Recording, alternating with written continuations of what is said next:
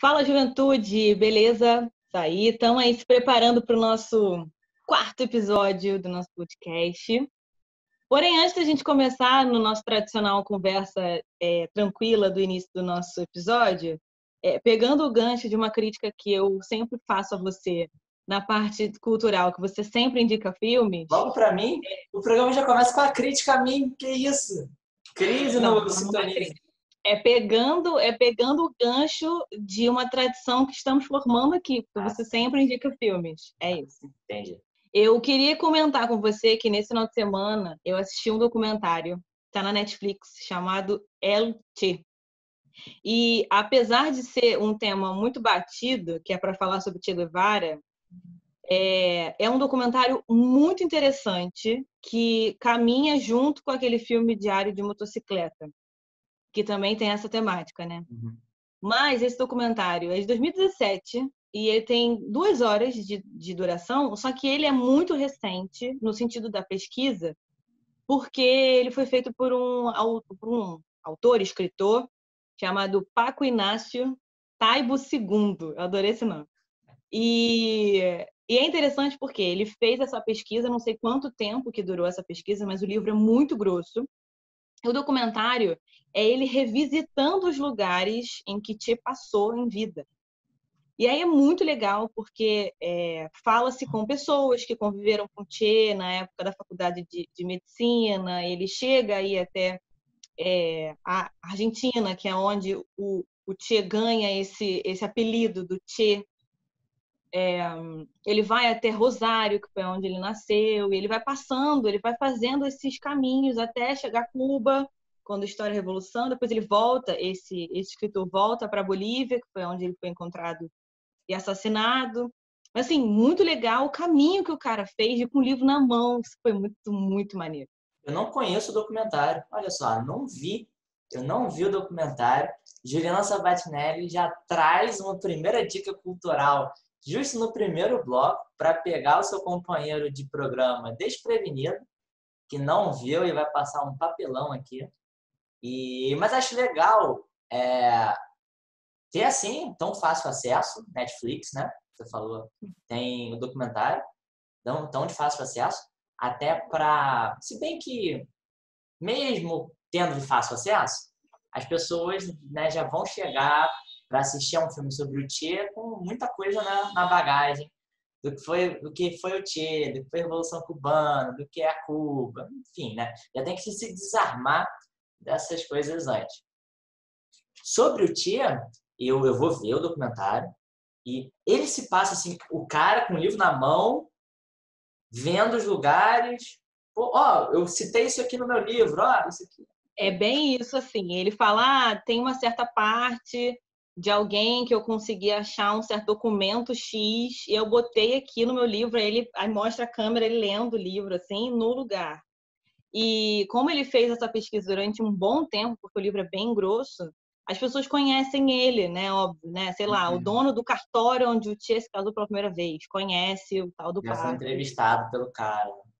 Exato. E aí se torna uma narrativa documentária que eu acho muito incrível. Porque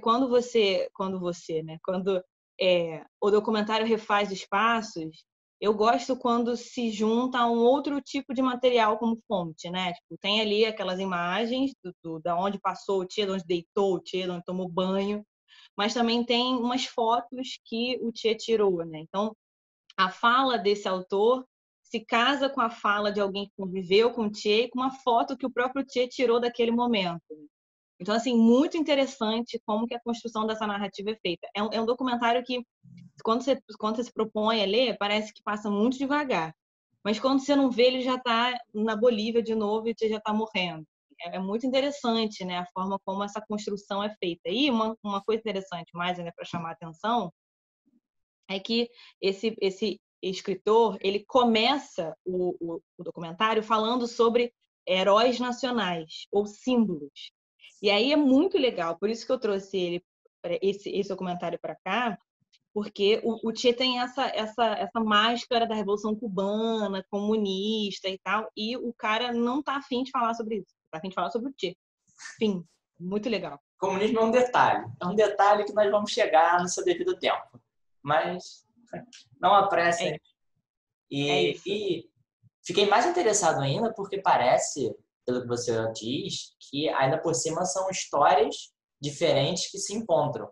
Tem o Che, né? Tem a biografia, tem a pesquisa sobre o personagem, mas pelo que parece também tem o próprio autor revisitando o trabalho dele. Então, como foi passar por aqueles espaços, como foi reunir aquele material, como é analisar depois de um tempo o que ele fez, quais os caminhos que ele percorreu, as pessoas que encontrou. Então, acho que são duas histórias aí que se encontram e contam um pouco sobre, entre outras coisas, a Argentina, né? Che e a Argentina. Sem dúvida. E você falou que são duas histórias, eu acho que são várias histórias, porque tem as fotos do Che que contam uma história. Eu não sabia que ele tinha apreço pela fotografia e que esses filmes tinham sido salvos, porque tendo em vista o tempo histórico em que ele foi assassinado, eu achava que esses materiais poderiam ter sido perdidos, né? Por um motivo óbvio de apagamento dessa memória. Mas também tem essa coisa desse autor revisitar onde ele foi para rever o que ele escreveu, né? Então, sim, acho que são várias histórias juntas. E para dar mais lenha nessa fogueira, como eu disse, esse autor conseguiu conversar com amigos do Che. Então, tem um relato de um senhorzinho já velhinho, cabelo branco, assim, que fala um espanhol, um cartechano, um argentino, um portenho bem arrastado, falando da última vez que se encontrou com o Che, ainda eles fazendo medicina, tá? É um dos relatos que mais me comoveram. Assim, ele, não, depois dessa foto aqui a gente nunca mais se viu. E quão bonito é, né, essa referência ao ser humano Ernesto Guevara, né? E muito antes dele se tornar Che, o que é bem interessante, porque quando ele assume a identidade de Che Guevara é quando ele entra para a clandestinidade. Aí se envolve com o comunismo.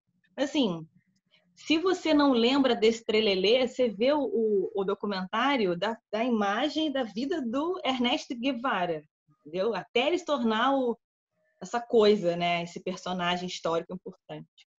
Ainda tem essa dimensão íntima, né? Que não é fácil de conseguir.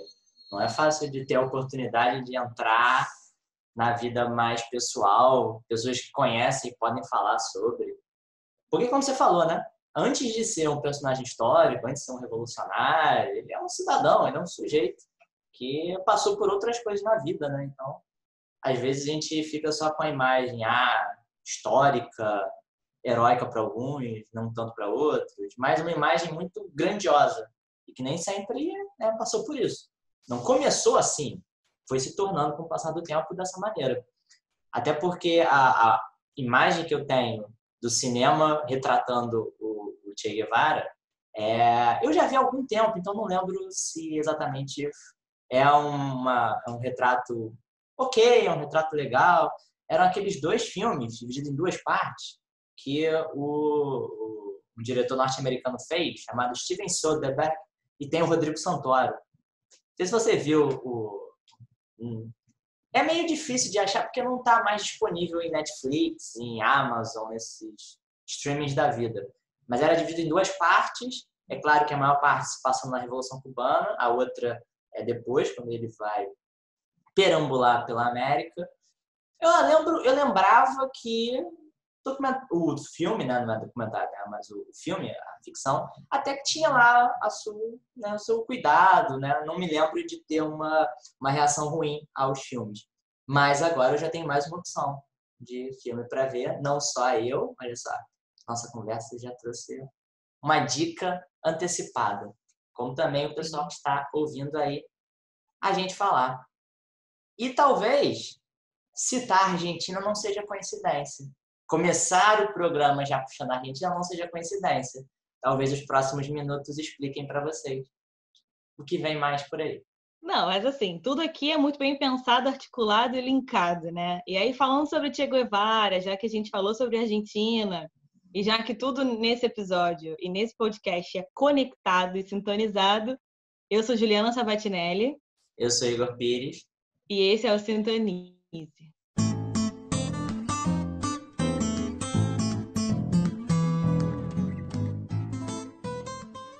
Estamos começando o segundo bloco do Sintonize e nessa semana, como nós fizemos algum tempo atrás, nós vamos novamente tratar de um trabalho acadêmico, de uma pesquisa de mestrado, para relacionar com os nossos dias de hoje, relacionar com estudos históricos, relacionar com as nossas vivências, para tirar essa separação, ou pelo menos ajudar a reduzir a separação entre academia e vida cotidiana.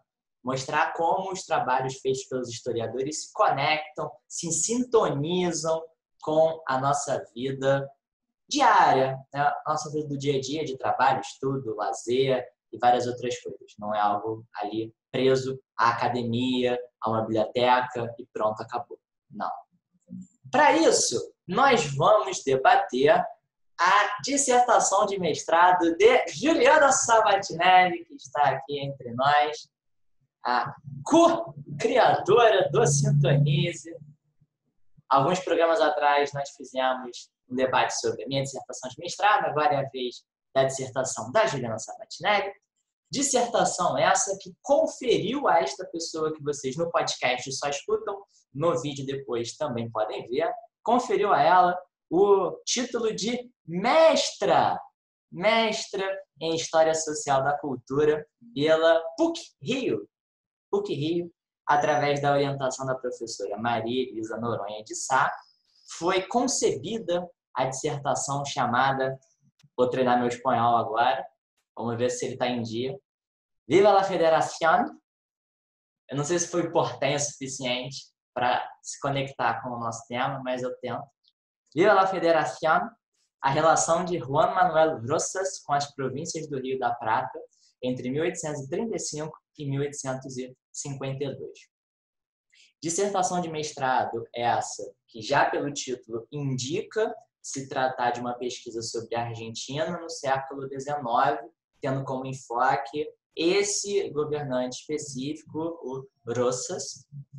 E ao longo da pesquisa, que eu tive o prazer de ler, essa pesquisa sobre os nossos vizinhos sul-americanos, feita tão brilhantemente pela Juliana, a gente pode ver que desde o início você já destaca na introdução ou conforme o texto avança, que é um desafio, e eu acho interessante já deixar explícito isso, fazendo uma observação inicial aqui, é interessante como você destaca, você não esconde, que são desafios.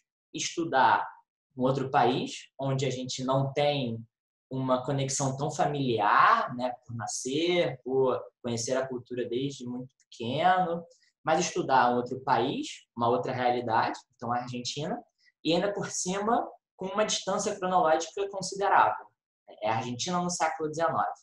Então eu já acho interessante, já faço essa primeira observação, que você também expressou ao longo da dissertação, desse desafio, né? Desse esforço de se colocar em uma outra realidade, de fazer um movimento no sentido de se colocar em outro tempo, em outro momento, convidar o leitor a fazer o mesmo, para não usar apenas as suas referências de hoje, do Brasil, onde nós estamos, mas fazer esse esforço mesmo, esse movimento de vamos tentar considerar uma outra realidade que não é exatamente a nossa.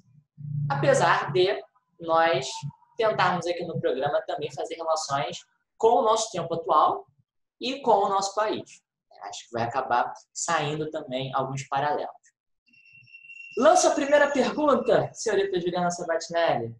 Primeira pergunta, e claro, você também comente sobre essa observação inicial que eu fiz, se foi realmente algo complicador, algum desafio ou algo mais curioso para a gente.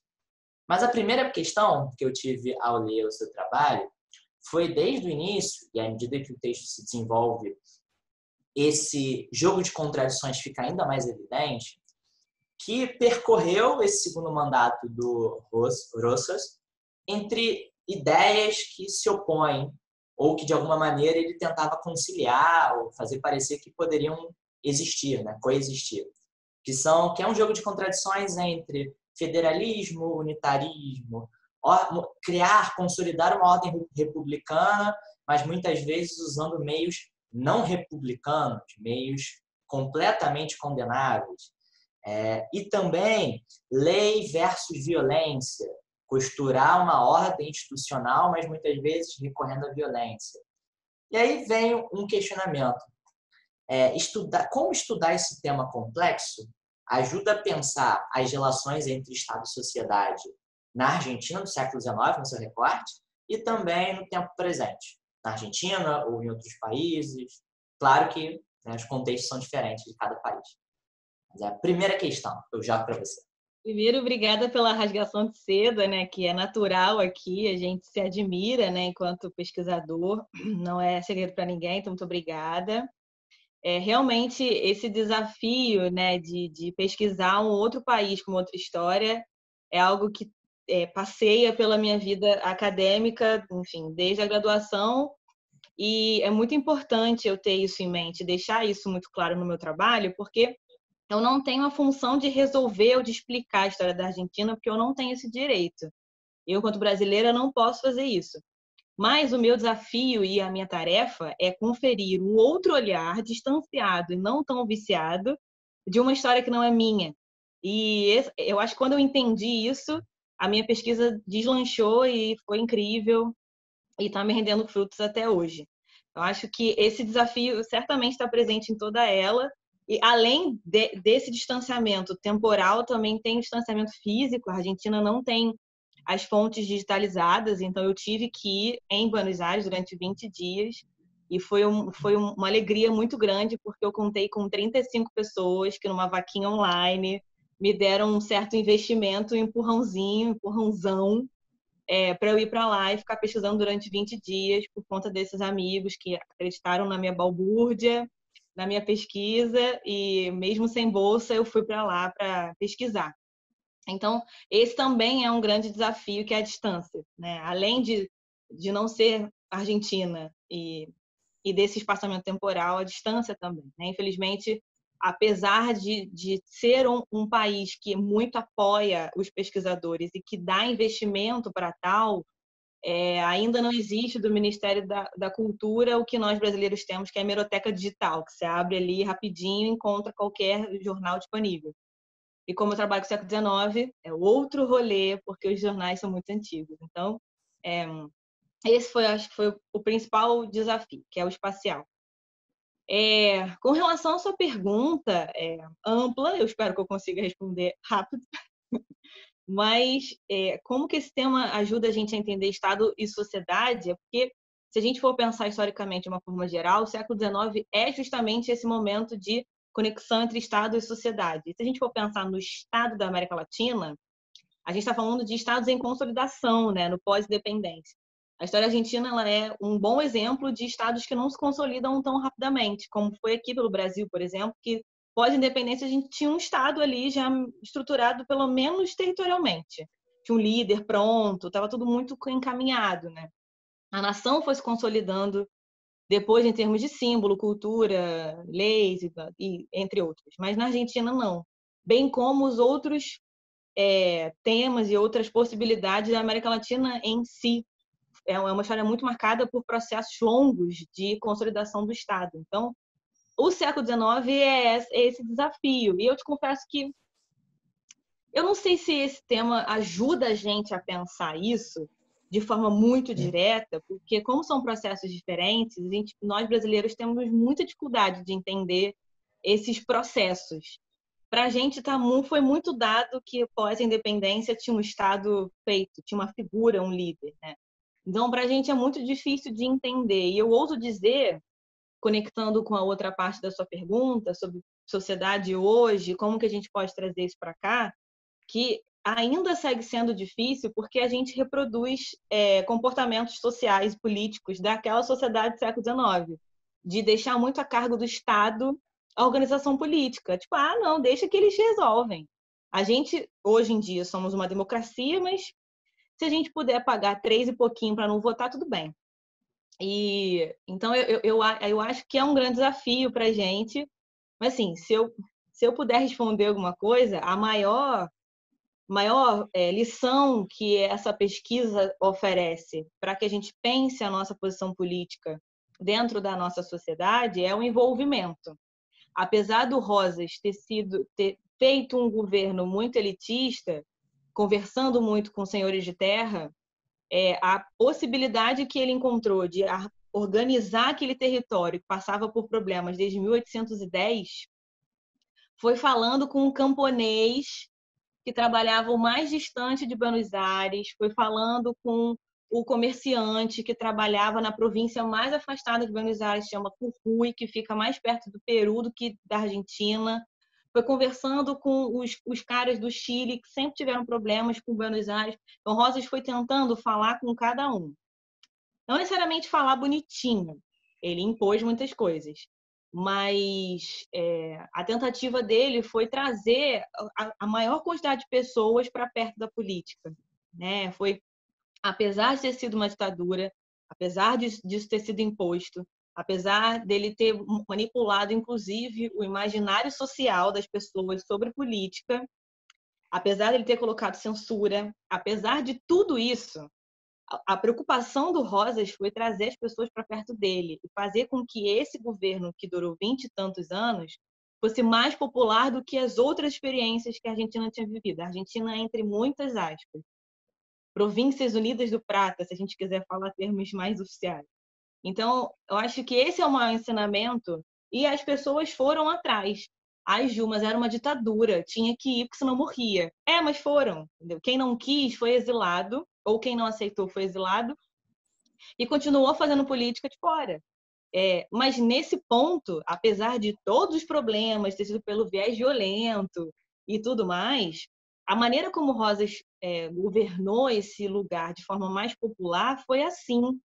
E para dar um certo fechamento, para também causar um pouco de problema aqui, os argentinos, de forma geral, eles são envolvidos na política, porque desde o início do Vice-Reino do Prata, na colônia, os colonos tinham que se envolver nesse rolê, porque não tinha uma corte portuguesa chegando, sabe? Não tinha um rei aparecendo aqui para segurar as pontas. Então, nesse sentido, Rosas meio que seguiu uma certa tradição de envolvimento popular, que as pessoas gostavam de ter. Por isso que o século XIX é esse momento de envolvimento social com o Estado, principalmente nessa região da Argentina, né? de participar para englobar, porque se der problema a gente vai reclamar, e se a gente reclamar você vai sair. E é isso.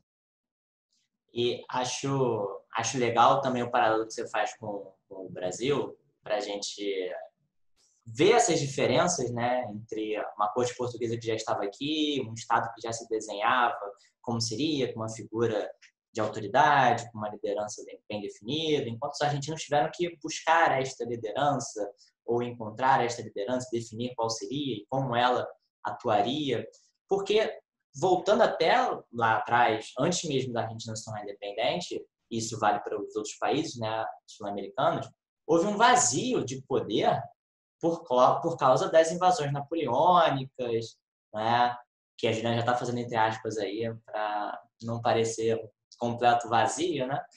Mas de uma certa maneira tem alguma ausência que é preenchida pelos habitantes locais, né? Então não é apenas algo que vem imposto da Europa para cá e é preciso aceitar. Também tem um espaço em que eles vão fazer política. E acho legal como você, mesmo com a dificuldade, traz para os dias de hoje, para a gente tentar entender essas relações entre Estado e sociedade, o que seria possível entender a partir dessas reflexões e tal. Eu também gostaria de fazer uma pergunta dentro disso, para também ocupar muito nosso tempo e a gente ficar assim eternamente, mas eu tive uma outra pergunta surgindo aqui. Essa relação entre passado e presente é desafiadora, né, por causa, né, do século XIX, com as suas próprias características, e a gente está no século XXI, então já tem uma diferença considerável. Mas, e focando um pouco mais no passado, dizendo assim, focando mais na construção dessa Argentina, o que você poderia dizer da contribuição ou do papel do Rosas para formar essa Argentina da forma como ele governou, através desse contraditório, através dessa convocação meio impositiva sobre a população, com meios não tão aceitáveis assim. Mas pela sua pesquisa, o que você notou? Como correu o governo dele a partir das estratégias que ele usou? Como é que foi a consequência ali, a curto ou a longo prazo, né, das estratégias que ele utilizou? Primeiro de tudo, interessante você trazer essa questão do vazio né, que você comentou aqui, né, que historicamente falando acontece ali quando o rei de Espanha não está, porque é justamente nessa ideia de um suposto vazio que nascem as lideranças mais locais que a história conheceu como caudilhos. E aí surge uma série de questões sobre o poder dos caudilhos, quem são esses homens, senhores de terra, que eram os antigos crioulos. E aí, nessa chave, eu posso dizer que a maior, digamos assim, né, uma das maiores consequências do governo do Rosas foi a ideia da liberdade na política. E se eu pegar essa relação, né, dos caudilhos que lutavam pelas suas liberdades e pelo poder local, e essa ideia do pós-Rosas, né, e essa liberdade que foi tentada por ele, a gente pode solucionar essa equação mais ou menos com o sistema federal. Então, a maior consequência do governo do Rosas foi o estabelecimento de um Estado, e aí Estado político, com Constituição, com delimitação de fronteira, com nome, com sistema político, com base no federalismo. E o federalismo na Argentina foi desenvolvido por conta desses homens, senhores de terra, caudilhos, que reivindicavam a liberdade das partes, né, ou das províncias, que são os pequenos estados de um país. Então, o Rosas deu origem, digamos assim, ou ele deu origem um pouco ruim pela história, né? Porque nada surge, né? As coisas se desenvolvem, mas ele fortaleceu a ideia federal e o pós-Rosas seguiu nessa perspectiva, nessa linhagem.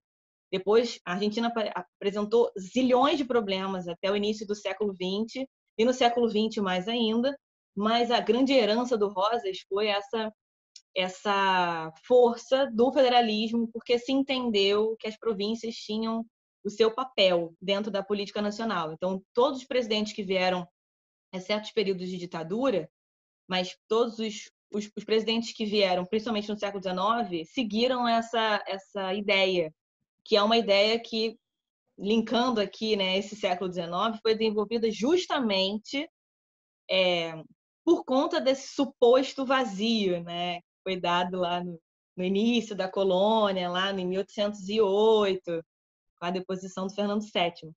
Mas, para além disso, né, se eu puder ser mais detalhista, o Rosas também tirou toda a carga de um governo autoritário.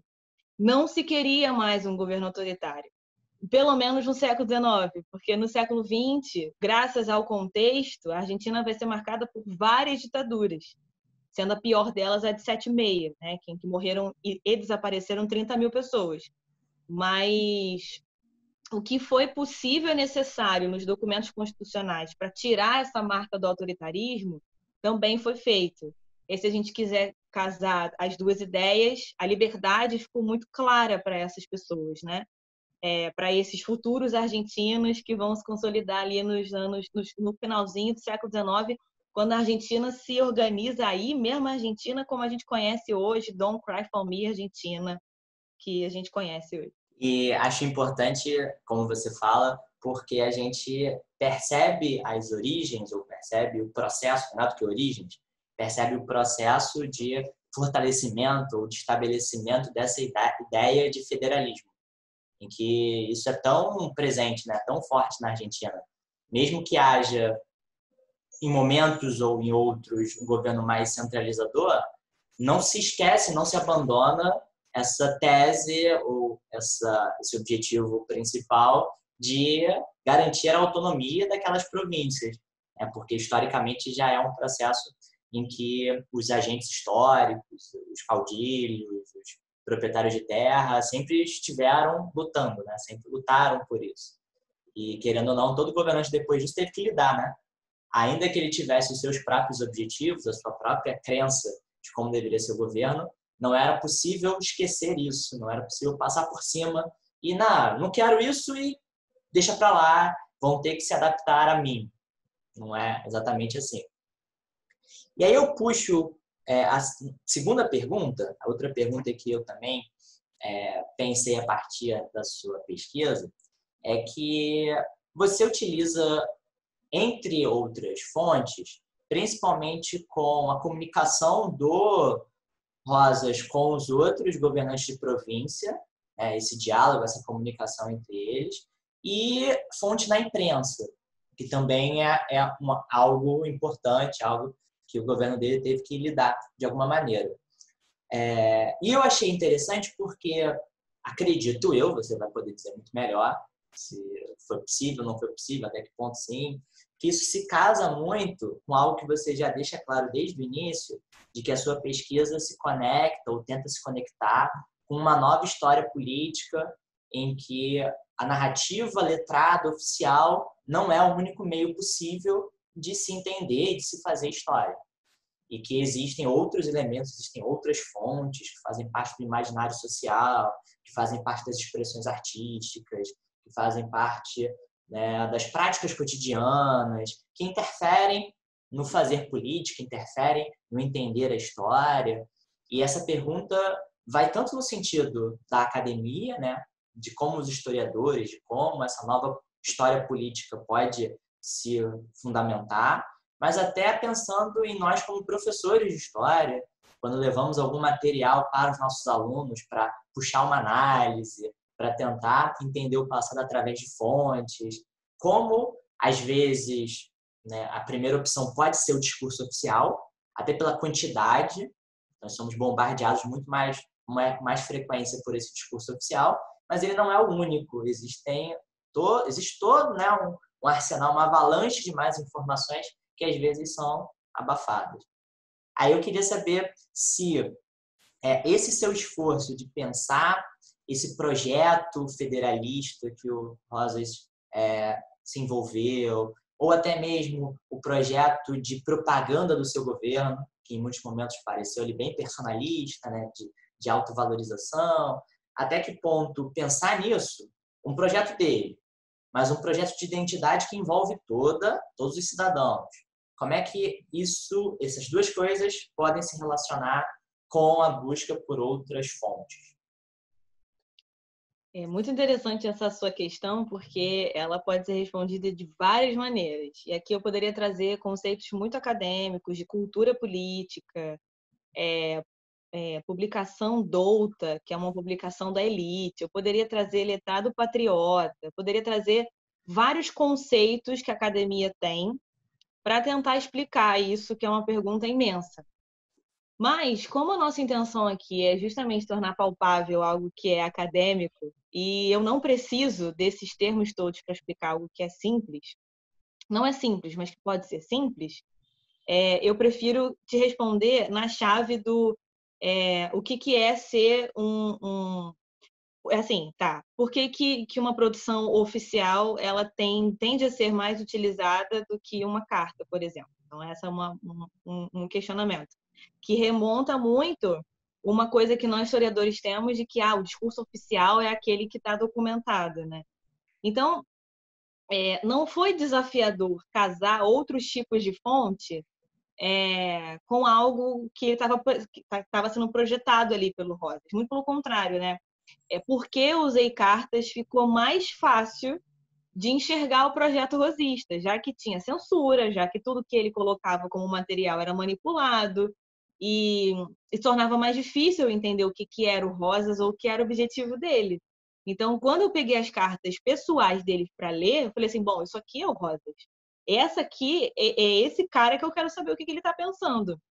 E aí foi muito mais interessante quando eu tive contato com isso, num lugar chamado AGN, que se chama Arquivo Geral da Nação, que fica em Buenos Aires, e são, sei lá, 10 caixas de cartas que o cara mandou. Então eu falei, bom, não preciso ficar lendo o jornal e gastando todo o meu tempo para isso, eu tenho 10 caixas de carta para pesquisar. É só eu escolher um período que me é favorável e vamos seguir em frente. Então, não foi desafiador colar esse projeto político com com essa cultura que ele criou, né? Não foi tão difícil assim, já que as coisas eram muito misturadas e esse público e esse privado era misturado também.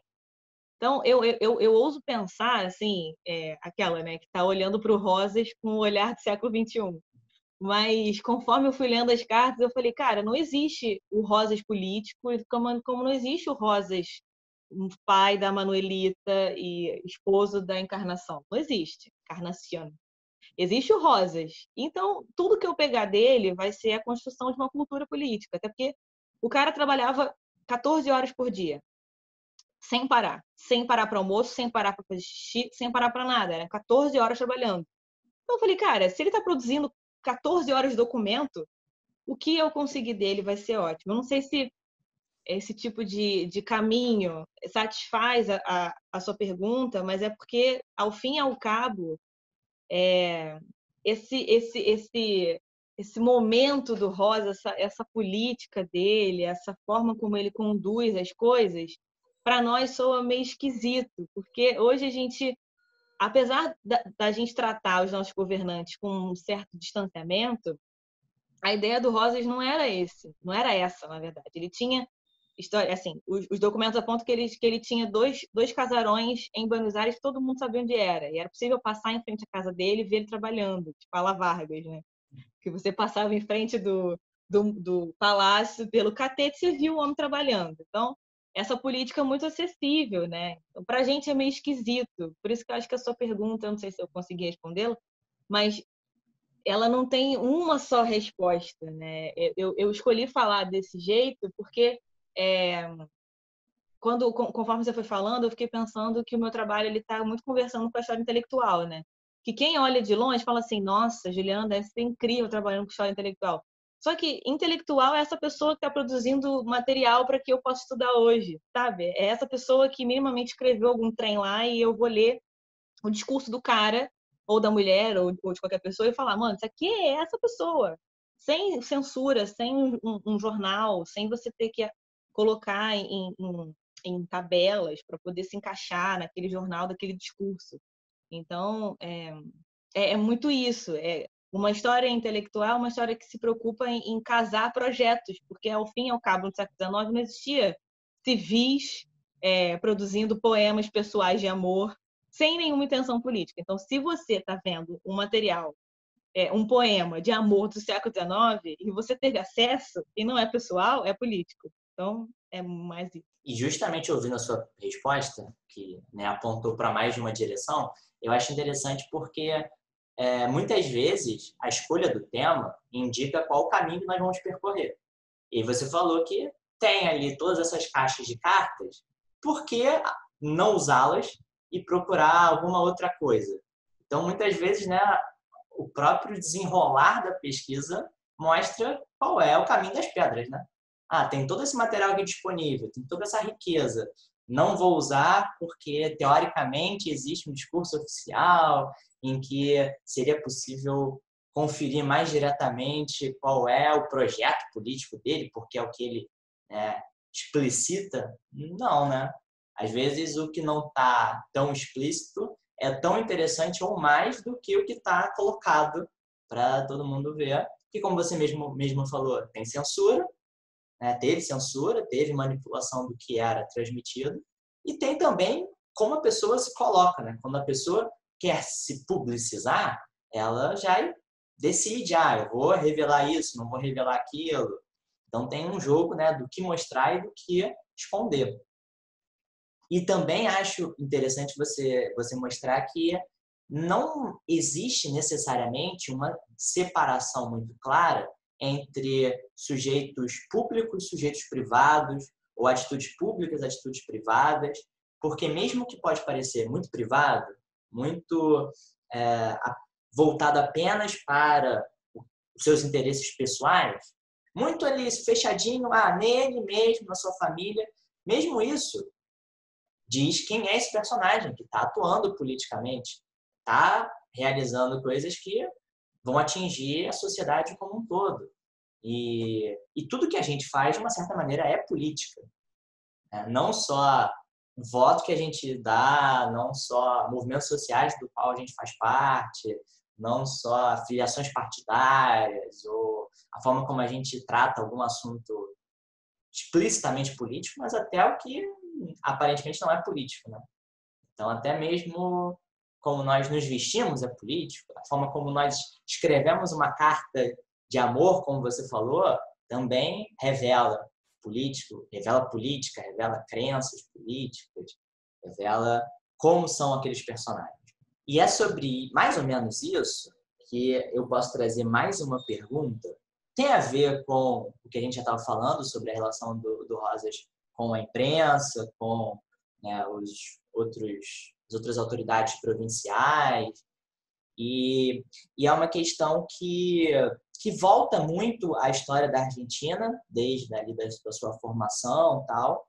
E aí eu queria que você falasse um pouco mais sobre esse seu recorte histórico do segundo mandato do Rosas, à frente do governo de Buenos Aires. Como é que o que ele fez, o desenrolar desse seu governo, se relacionava, eu acho até que você já tocou nisso, né? Mas se quiser aprofundar, melhor ainda. Melhor ainda para a gente conhecer mais da Argentina. Como é que o projeto de governo dele, o desenrolar do seu governo, se relacionam com essa tradição argentina do federalismo, do poder dos caudilhos, em que eles estão tão apegados a isso e sustentam e defendem, lutam para esse poder regional, esse poder local, um pouco mais, né, dividido, um pouco mais, não sei se daria para falar fragmentado, mas estou jogando aqui a palavra também. E como é que esse recorte histórico também atua na imprensa, na relação com a imprensa, do Rosas com a imprensa, da forma como o seu projeto era difundido e tal. E se você ainda quiser a provocação, do trazer para o tempo presente. Por exemplo, como é que um governante tão assim marcante como Rosas, afinal você estudou o Rosas, não estudou outras autoridades provinciais, como aquela que você falou que estava mais próximo do Peru do que de Buenos Aires, efetivamente. Como é que a relação dele com as autoridades, as outras autoridades provinciais e com a imprensa, fazem a gente pensar nessas possibilidades de relação entre figuras políticas e a imprensa, que é um canal de veiculação disso. Eu joguei muita coisa para você, não sei se deu para pegar tudo. A gente vai pensando e vai despejando. Não, a sua pergunta ela é excelente porque ela me traz muitas questões atuais, né? Assim, a gente esse ano com essa questão do coronavírus e todos os debates, né, no início do isolamento, né, no início desse ano, fez a gente refletir muito sobre relações federais, né? Nesses embates entre União e governos, né? E como que os governadores foram levando as suas políticas, às vezes contrárias ao que o presidente falava. Então, essa sua pergunta ela se encaixa muito e me faz pensar nessa situação, porque no caso do Rosas, a relação com os governadores era do tipo: eu sou a única pessoa que em 50 anos, bota aí, em 30 anos de governo, de possibilidade de estruturar uma ordem entre as províncias, conseguiu fazê-la. Se você, senhor governador, olhar para o seu século XIX antes de mim, você vai destacar ele na chave da instabilidade. Então, desde que eu assumi, e aí um parênteses, né? O Rosas tem 2 governos, um de 1829 até 32, por aí. Ele fica afastado temporariamente da política até 35, e aí ele retorna em 35, 36, eleito no segundo mandato de como governador e vai até 1852.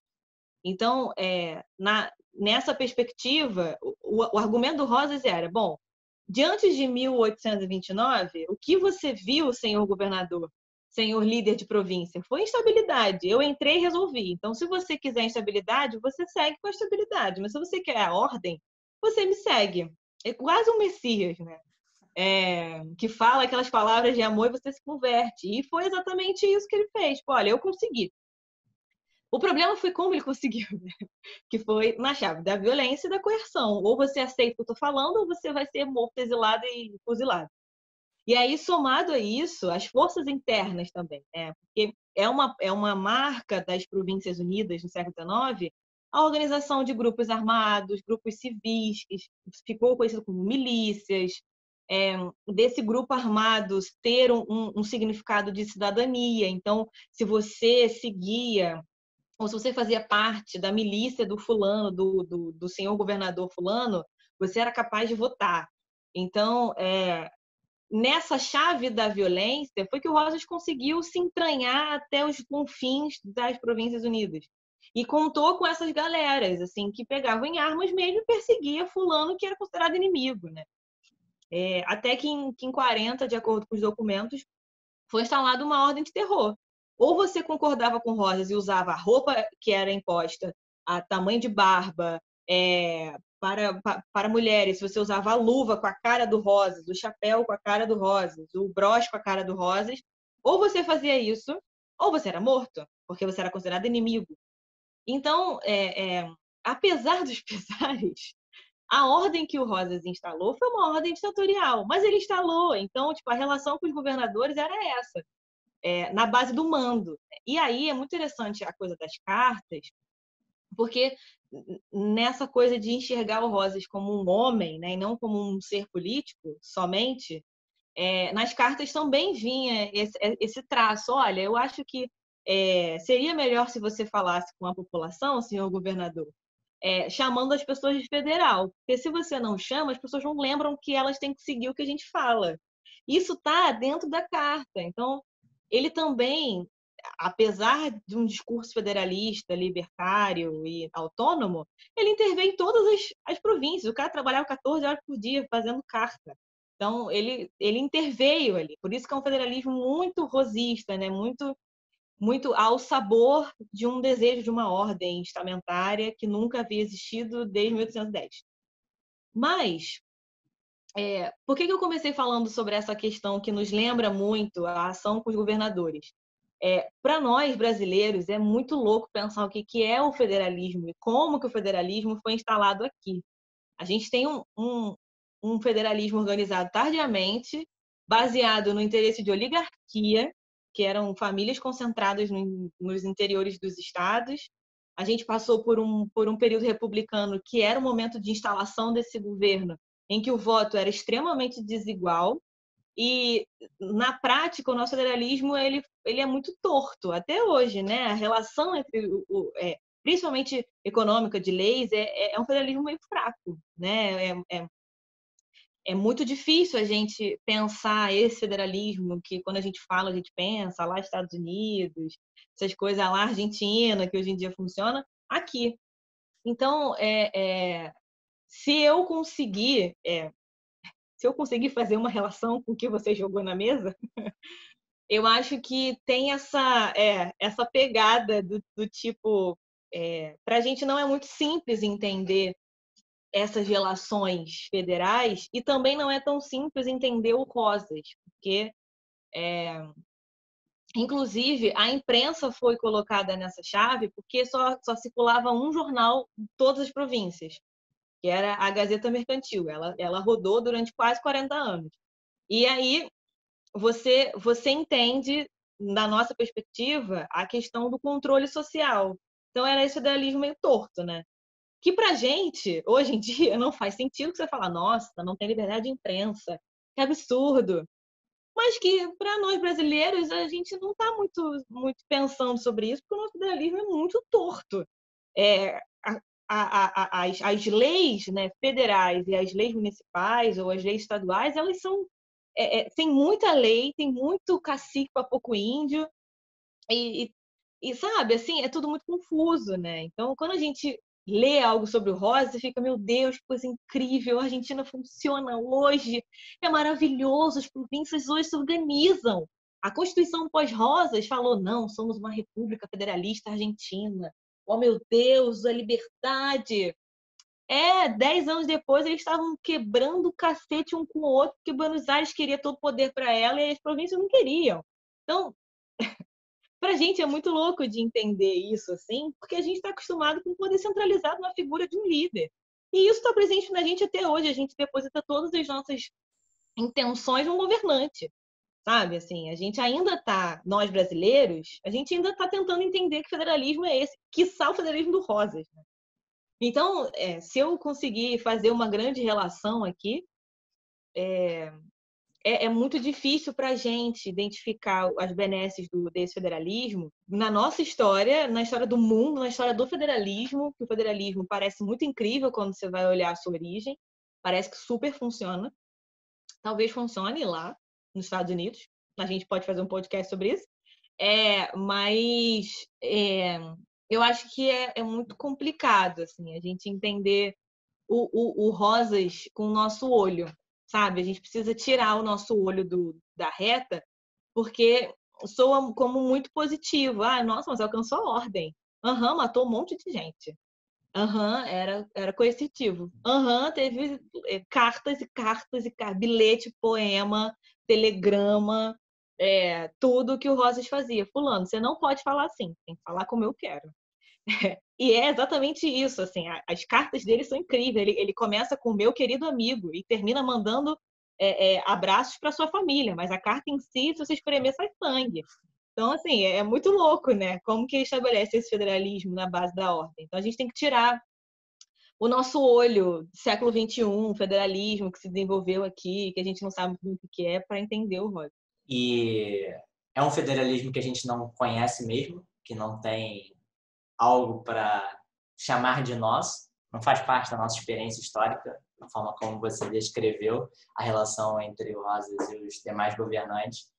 E eu fico pensando também, dentro da sua resposta, dentro do seu pensamento, se, ainda que o conteúdo seja muito diferente, por exemplo, entre a Argentina do século XIX e o Brasil do século XXI, mas ali bem na minúcia, bem se a gente for bem ali, bem específico, bem, será que, e aí me perdoem, eu mesmo não sei se eu concordo com o que eu vou falar, eu não sei se eu concordo com o que eu vou falar, essa doideira, mas provavelmente eu não concordo com o que eu vou falar. Querendo ou não, por exemplo, no Brasil de hoje, ou no Brasil, sei lá, de 2016 para cá, muitos defendiam uma certa ordem, vamos colocar assim, bem genérico, uma ordem de anticorrupção, uma ordem de preservação de valores, não sei o quê, e mais outras coisas que a gente poderia colocar dentro dessa ordem. E que, querendo ou não, vem sendo, de alguma maneira, colocado, hoje em dia na prática, através de meios que não são legais no sentido de até que ponto está ferindo a lei, até que ponto seria republicano mesmo, um combate à corrupção que não é tão idôneo assim, não é tão legítimo assim, da maneira como é feito, é meio seletivo e tal. Mas então, tem uma certa ordem que se procura, mas os meios de colocarem essa ordem em vigor são absolutamente questionáveis. E a partir dessa pretensão de ordem, a partir das formas como se entende que essa ordem poderia ser implementada, tem relações autoritárias com outras figuras políticas, de imposição, né, como você falou, de mando, precisa ser do jeito que eu quero, se não for do jeito que eu quero, não pode, não vale, não tem espaço, ou é do meu jeito, ou é instabilidade, caos e a confusão sem limite. E até que ponto também a imprensa também é atingida por isso, ela se vê dentro desse mar de que ordem é essa, que meios são esses, que país é esse, que relações são essas, até que ponto é possível fazer isso, é legítimo ou não. Então, são mais assim divagações minhas que eu não sei se concordo, discordo de mim mesmo, nessa loucura de pensamentos que vem. Eu gosto quando você divaga assim, porque diante dos estudos que eu fiz, né, sobre essa história, me é muito claro que períodos de crise geram situações de ditadura, se a gente puder botar. Para não ficar muito Ou redundante, de muito medidas fechado. extremas, né? Ou de medidas extremas, de soluções extremas. Pronto. Isso, ideias extremas, para não ficar só na ditadura, né? Porque quando a gente fala sobre ditadura sempre soa ruim, mas assim, períodos de crise sempre geram medidas extremas. E não foi diferente com Rosas, como também não é diferente do que você fala. Então, de certa forma, eu entendo o que você fala, eu tendo a concordar, dadas as devidas proporções. E eu ainda sigo essa divagação, dizendo que, na atualidade, eu ainda acho pior o que a gente está vivendo desde 2016, inclusive hoje é a data da deposição da Dilma, né? Foi dia 31 de agosto, foi quando ela foi retirada, foi quando se consolidou o impeachment, né? E eu ainda acho que a gente está vivendo isso por conta de uma abstenção social muito grande do que é fazer política. Durante muito tempo fizeram para a gente. E eu ouso dizer que seguem fazendo. A gente não toma as rédeas da nossa história, né? Eu já indiquei aqui um livro sobre o Alex Tocqueville, que o argumento dele é que a gente fica esperando que o outro faça por nós. Não estou dizendo que a Argentina é perfeita, não. Eles também têm vários problemas lá. Inclusive, se você conversar com um deles sobre política, ele vai falar que o Brasil é perfeito. Não agora, por causa do Bolsonaro, mas eles vão dizer que a nossa história é muito estável. E a gente vai dizer, nossa, mas a história é uma bosta, porque a gente não participou politicamente das coisas, né? Ah, mas nós somos uma democracia. Uma democracia que está em pleno declínio desde 2013. Porque a gente ainda não entendeu o que é ser democrático. A gente ainda não entendeu o que é participar. A gente ainda não entendeu o que é votar. A gente não sabe pensar ainda. Politicamente, a gente tem um presidente que não debateu, que não participou de conversa e que foi eleito por meios bastante difíceis da gente discutir aqui.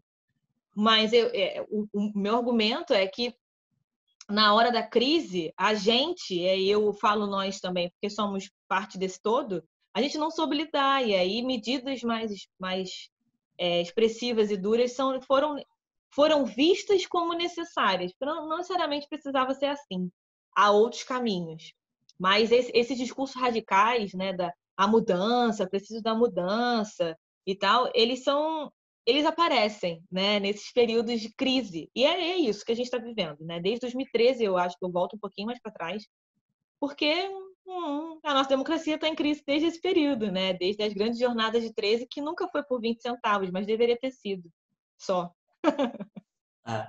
E a minha discordância comigo mesmo foi em chamar o que está acontecendo no Brasil de uma certa ordem. Talvez o projeto não seja por alguma ordem, mas seja pela desordem. O projeto seja desordem.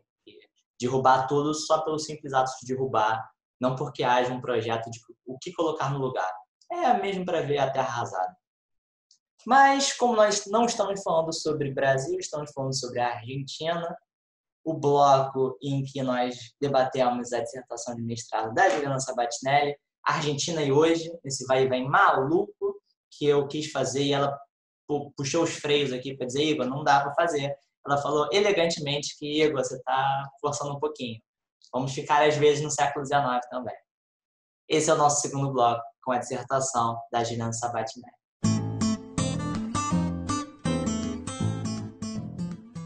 Vamos, então, de terceiro bloco do Sintonize, esse bloco destinado a dicas culturais para você. Hoje estamos esperando que as tradições sejam mantidas, apesar de eu já ter quebrado a tradição e lá no primeiro bloco ter falado sobre um documentário. Mas eu acredito que, tendo em vista que o nosso cenário é Argentina, você, Igor, pode fazer coisas diferentes hoje. Eu já estou aqui te provocando para que você apresente mais materiais, para que os nossos ouvintes tirem a mácula de que você é apenas um cinéfilo. E eu quero enaltecer este homem, porque além de cinéfilo, ele é comentador de futebol. Não que o time seja assim, aquela coisa, Como assim? que a gente tenha que falar sobre isso. Como assim? Mas também, além de cinéfilo e apresentador desse podcast, professor de história, ele é um ser humano que sabe falar de futebol. Então, eu espero, Igor, que com essas atribuições você hoje nos surpreenda. Eu vou te dar a graça de começar esse episódio falando sobre a sua dica para depois eu te zoar ou não. Não irá zoar, porque estou aqui para quebrar tradições. Igor também se esforça de vez em quando para não seguir exatamente só no clichê. Então, apesar de parecer mais fácil dar uma dica cultural sobre a Argentina citando um filme e recomendando um filme, não faremos isso. Juliana já deu a deixa aí de qual será a minha dica. tem a ver com o futebol. Achei a provocação desnecessária para o ambiente que nós estamos. Traz outras coisas que não envolvem o Sintonize de hoje. Mas, enfim, a provocação e a treta, como diria o outro, né, não deve ser evitada, deve ser estimulada. E estímulo também foi, né, termos escolhido a Argentina para ser, né, o grande mote do nosso programa de hoje, porque aí já me fez coçar, né? Já me fez sair da área de conforto. Espera aí, não é Brasil, não é filme, vamos ter que buscar outra dica e tal. Até para complementar aquela minha segunda pergunta do bloco anterior, de outras fontes, outros materiais, né? Vamos diversificar também, né? A minha dica para o quarto episódio do programa, quarto, né? Já perdi as contas. Episódio 4. Aqui, meu filho, é produção em massa, lafordismo. A minha dica é outro podcast. Esse podcast já mais, né, consolidado, acredito eu. Já tem mais alguns episódios aí, são muitos, né, na bagagem. Nós vamos indicar aqui, eu vou indicar aqui, o podcast que faz parte do Xadrez Verbal. É meio que uma ramificação do Xadrez Verbal, tão conhecido programa sobre geopolítica internacional, que debate assuntos atuais sobre a geopolítica internacional, né, questões políticas de grande alcance. Eles têm uma ramificação que se chama Fronteiras Invisíveis do Futebol. O programa é esse comandado por dois historiadores, chamados Felipe Figueiredo e Matias Pinto. E esse podcast em questão que eu vou citar para vocês, primeiro, o programa, como o próprio título já adianta, tem a ver com futebol. Mas não só. Não é só para ficar aqui discorrendo sobre jogadores, títulos, campeonatos. Não é só por aí. Em cada programa, ao escolher um país, na maior parte das vezes, os dois, o Felipe e o Matias, eles contam um pouco sobre a história daquele país, a sua formação, grandes momentos, acontecimentos, temas marcantes daqueles países e também abordam a questão do futebol por uma perspectiva histórica. Então, o programa 16 do Fronteiras Invisíveis do Futebol é sobre a Argentina. Não por coincidência, é sobre a Argentina. E eles dividem em 3 blocos esse programa. O primeiro é mais sobre a formação da Argentina. Então, tem muito do que a Juliana falou sobre a formação da Argentina, sobre o federalismo, sobre os caudilhos, sobre os conflitos que ocorreram até a Argentina se formar, interferências externas e tal. O segundo bloco é sobre futebol, sobre o início do futebol na Argentina, a sua popularização, também dentro de uma pegada histórica, porque é curioso como é que se relaciona com o que você estava falando mais cedo, Juliana. E aí, uma curiosidade e um leve spoiler do que eles dizem lá. A Argentina tem algumas divisões, né, de futebol, né, a Série A, onde tem os principais times, a Série B, né, e a Série C. A partir da Série C, já é um campeonato regionalizado. Então, não é um campeonato de alcance assim, nacional, como a Série A, em que, né, times de várias regiões se enfrentam. É mais setorizado, mais dividido. O que talvez tenha um pouco de relação com a questão, né, federalista, a questão da autonomia regional, como isso está impregnado em várias esferas da Argentina. E o terceiro bloco, para quem ainda quiser, é um pouco da Argentina contemporânea. Já ultrapassa um pouco o recorte que a gente falou aqui do século XIX, vai até o século XX, beira ali o século XXI, mas eles dão uma contida, porque senão, né, não pararia mais. E aí vai falar, né, das ditaduras que aconteceram na Argentina, os golpes e tal. Mas especialmente os 2 primeiros blocos tem muito contato com o que a gente falou aqui. Olha ele! Que maravilhoso, que diferente. Eu fiquei pensando que essa coisa de futebol com história é muito legal. Inclusive, eu incito os ouvintes a procurarem saber a história do Boca Juniors, porque tanto esses clubes mais famosos, né, têm uma história muito conectada com o popular. Essa rivalidade Boca e River é histórica também. Se um dia você quiser saber mais, assim, é só colocar aí pelas internet da vida, porque essa rivalidade, assim, esse futebol para eles é muito sério E é muito sério mesmo, assim, gera conflitos de família, lá a política 2018 no Brasil.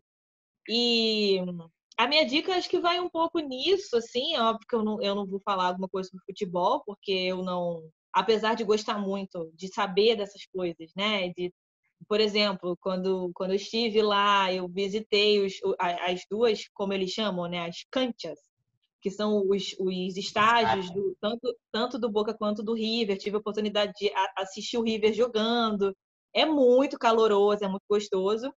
Apesar de eu gostar disso e me interessar, a minha dica ela vai também para um aspecto cultural da cidade, né? E aí, casando um pouco isso que você está falando, porque você disse sobre essa coisa do regionalismo, né? A Argentina, ela se resume, infelizmente, a Buenos Aires, né? Quando você lembra sobre a Argentina, você lembra logo de Buenos Aires, é onde você quer ir e tá bom, não precisa mais ver. E esse futebol retrata justamente essas diferenças, né? Tem muito time amador lá também. E falando um pouco de regionalismo, né, já que a gente tem que falar sobre a Argentina, já que a minha dica vai girar em torno disso, a minha dica é uma página no Instagram. Eu nem sei se isso é uma dica cultural, É. mas eu fiquei pensando que, assim, eu poderia indicar 1 milhão de coisas. Poderia indicar o filme da Evita, poderia indicar para todo mundo ouvir Don't Cry For Me Argentina, poderia indicar algum filme sobre ditadura, que a gente já falou uma vez, eu e você, conversando sobre filmes de ditadura. Poderia indicar qualquer filme com Ricardo Darín, porque esse homem não tem nenhum defeito. Porém, eu não quis manter tradições. Eu vou indicar uma página no Instagram chamada Los Notables. Não se fala assim, mas é só para todo mundo saber. É só você botar Los, espacinho, Notables. E é uma página que reúne relatos de uns bares chamados Bares Notáveis, que são bares cafés que funcionam desde o século XIX em Buenos Aires. São cinco notáveis, são 5 bares tombados como bares notáveis, que ficam num bairrozinho delícia chamado San Telmo, e que você pode tanto tomar café da manhã, como almoçar, como tomar cerveja à noite, porque ele funciona nessa perspectiva.